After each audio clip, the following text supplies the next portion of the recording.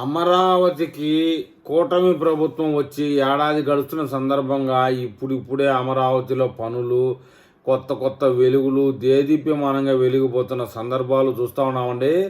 ఈ ప్రాంతం రాజధాని అమరావతి వైసీపీ ప్రభుత్వం అయితే పాడుపెట్టిన ప్రాంతం అండి. ఒకప్పుడు ఇది కూటమి ప్రభుత్వం వచ్చాక కలకల్లాడుతుంది. మన వెనక బ్యాక్గ్రౌండ్ చూడొచ్చు తమ్మినేల్లో. దేదీప్యమానంగా వెలిగిపోతున్న ఈ ప్రాంతం రాజధాని అమరావతి వైసీపీ కాలానికి కూటమి ప్రభుత్వ కాలానికి అనేది ఇప్పుడే అర్థమవుతుంది.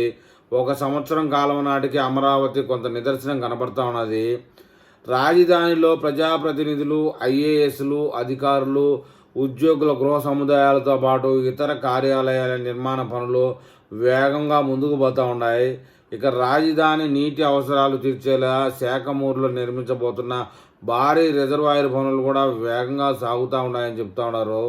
ఈ రిజర్వాయర్ పనులను Kondaveeti Vagu, gravity canal, Anantavaram park పనులను మంత్రి నారాయణ గారు అయితే మంగళవారం పరిశీలించారండి.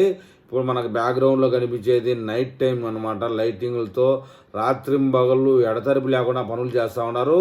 మొత్తానికి ఏది ఏమైనప్పటికీ జగన్మోహన్ రెడ్డి ముఖ్యమంత్రిగా ఉన్నప్పుడు అమరావతిలో, చంద్రబాబు నాయుడు గారు ముఖ్యమంత్రి అయినాక అమరావతిలో నక్కకి నాగలోకానికి అని కూడా చెప్పుకునేదానికి లేదు. ఇంకా అంతకు 10 తేడాగా పనులు జరుగుతున్నాయి.